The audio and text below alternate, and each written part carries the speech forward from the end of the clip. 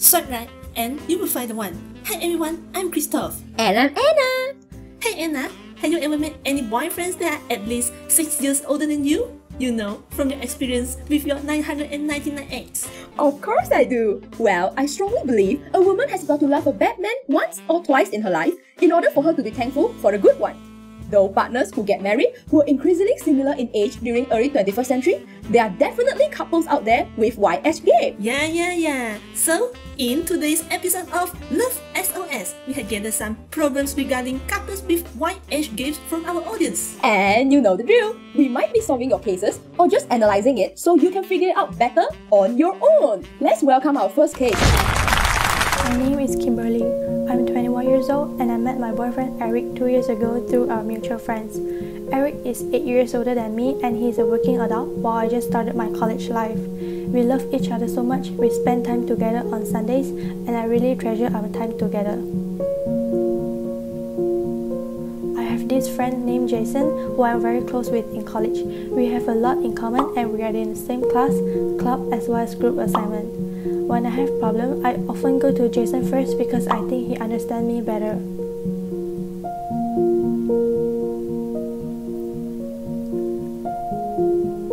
Recently, I realized I have weird feelings to him. I care for him more and I'm always looking forward to spending time with him. I feel happy with him and sometimes I even get jealous when he interacts with other girls.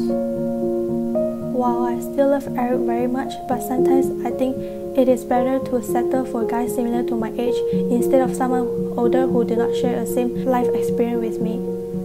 What is happening to me? Is it normal for me to have this kind of feelings? Interesting. Well, let me first share my thoughts on this case. You know, there are generally 4 types of relationships out there. And I think Kimberly and Eric, they are having a happy but unstable relationship. So, Kimberly is having a higher comparison level than her current outcome, which makes her happy, but at the same time, her comparison level for alternative is higher than what she is having, which makes the relationship unstable. Kimberly thinks that she deserves Jason better than Eric, though she did mention that she's happy when she is with Eric. Well, yes, I agree. I think the reason why Kimberly thought that Jason is the more suitable one for her could be due to proximity. So, as you can see, they are in the same college, have their classes together, assignment groups, and also club activities. That's right. So, as we can see here, Kimberly might have more time with Jason compared to Eric. Proximity is playing a big part here, which explains why Kimberly found their friendship satisfying and caught herself feeling jealous when Jason is around with another girlfriend. Yeah, and jealousy arise could be because Kimberly perceived a potential loss of an important relationship with Jason. Well, I guess you are really speaking from experiences, huh? Excuse me?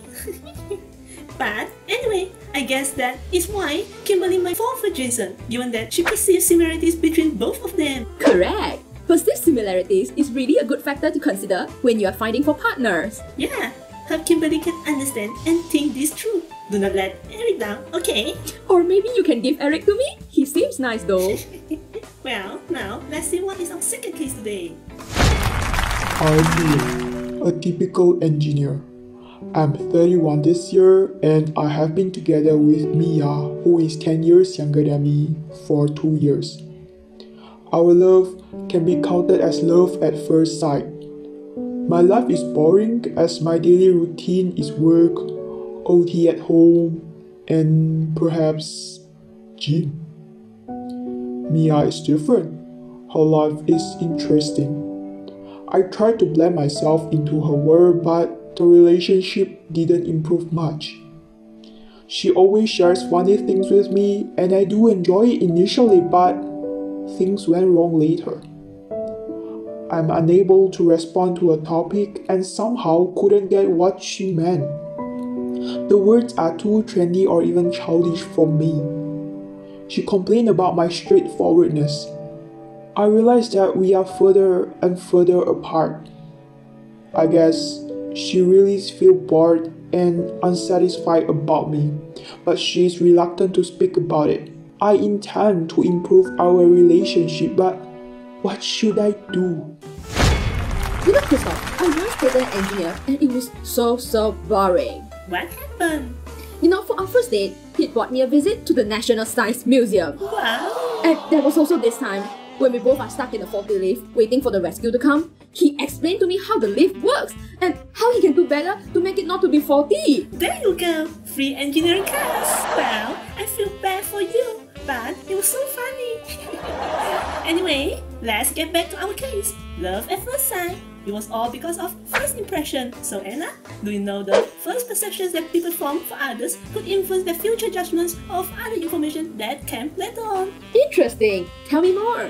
Yeah, so these kinds of judgments will be shaped in the first 25th of a second. But they are strong and persistent at the same time. First impression is not a good determining factor that helps people decide who is the right one, I would say, because they happen too fast. But in this case, it's not really the end of the world for them. Personally, I felt self-disclosure is a good tip for them to improve their relationships. But here is a tip. Do not disclose yourself too much on the first date, if you know what I mean. Kristoff speaking from experiences again. Well, anyway, self-disclosure is really an important element to improve intimacy between couples. Lynn should tell Maya what are his thoughts on those stuff that Maya shares with him. Then, have a deep talk about it. Well, I have another thought from the perspective of balance theory. So it kind of says that we all have a desire that others could display consistency with our thoughts, feelings, or even social relationships. Both Lion and Mia may hope to find the balance in their area of communication. But they did not really sit down and talk it through, which could make the situation harder because it will not give them a chance to take in each other's shoes. Yeah, that is very insightful indeed. Now, I am wondering why are you still having so many breakups? It's complicated, but I guess I'm way better than someone who did not even have a relationship before. Anyway, let's look at our third case today from Zack. My name is Zack. I'm 30 this year and I'm at the top of my career. I met my girlfriend Alyssa 5 years ago. She is 6 years younger than me and we have been in love with each other very much. Recently, we have a plan to get married after she graduates from university and build our small family. But we did not get a blessing from our family members. My parents think that the only reason Alyssa wanted to be with me is due to my money and social status. My friends also think that I could find someone who is of similar age and have enough experiences in life like me. They believe similarity can make the relationship last long. But the truth is, we actually have lots in common and I really cannot find someone who is better than her. Is it really wrong to be with someone who is 6 years younger than me? Okay, I think the main issue here is Zack will need to understand that it is not about how people in the society view your relationships, but rather how you yourself view this relationship. Yeah, I think this is really a thing people often forget when it comes to dealing with people's opinions. Right, as we had mentioned in our previous episodes before, the nature of intimacy values trust. Zack has a trust that Alyssa truly loves him, not just because of the money or the social status. Only with trust and beliefs, your relationships can last long.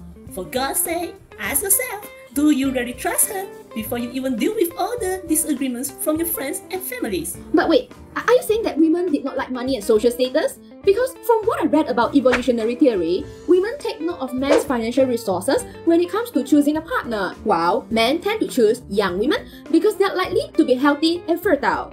And of course, all this is to ensure their offspring will survive and their genes will be passed on. Okay, well, that's true also. It could be an underlying factor that they are attracted to each other, yeah. But still, trust is really an important factor, alright. And I also found that both of them are having a perceived similarity towards each other. This theory was mentioned in our case one before, if you remember. And yeah, I still think it is a very important element for satisfying relationship. From the description that comes with the video, I can see that they are having similar parenting style, religious view, as well as how they handle their daily tasks.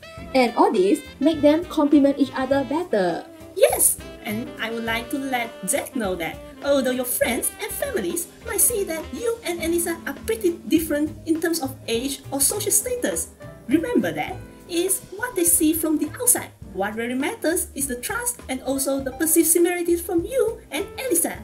Wow, Kristoff getting serious all of a sudden. But well, I think that's really a good one. Be persistent in what you want and prove to others that they are wrong. Yes! As we are proceeding to the end of our show, let us take a look at our last case of today.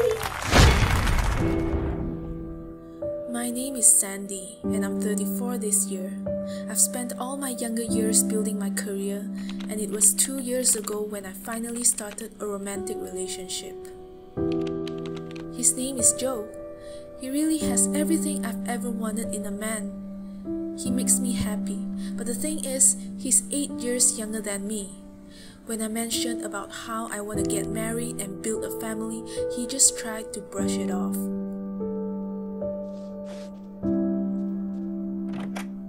He is still not ready for a family. Some of my younger friends are already married, and I could see how happy they are. I really hope to feel the happiness that only a family can bring. Joe brought me back to his hometown recently, but I could feel that his parents isn't accepting of me because of my age. I feel really lost right now, and I don't know what I should do. Okay, so I would like to provide solutions to Sandy and Joe from the stimulus value real theory. Basically, this theory says that when we meet someone, we are on the stimulus stage. This is where we got to know their basic and superficial information.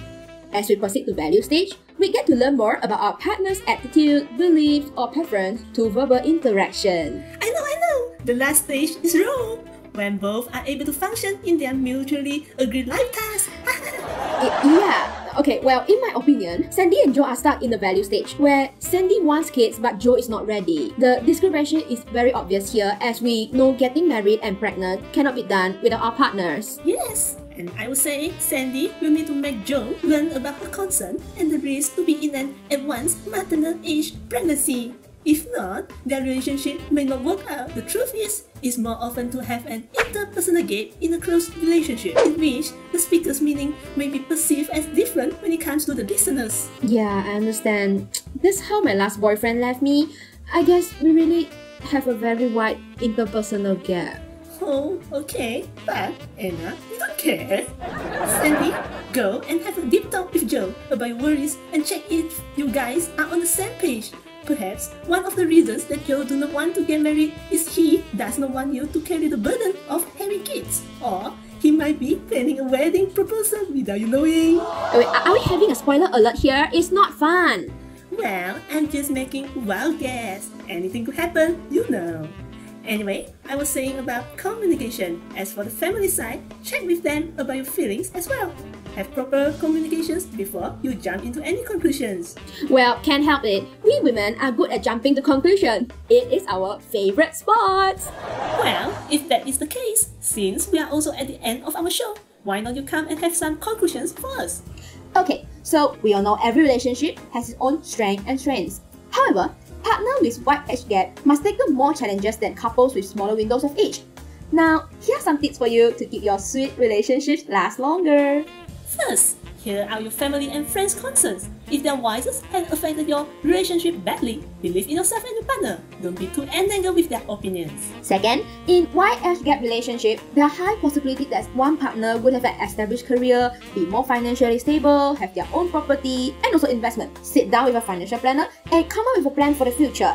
Share your needs with your partner. Last, since you might be in different stages in life compared to your partner, you might feel alienated and alone. Don't be afraid. If these feelings are arising in you and you're feeling distressed as a result of the problems you are experiencing, you could seek professional advice to overcome the challenges that you are facing. Be honest with your partner and get through the challenges with them. Right, with that marks the end of this episode of Love SOS. Hope the tips help, and remember, even if it don't, we do not care. Bye bye!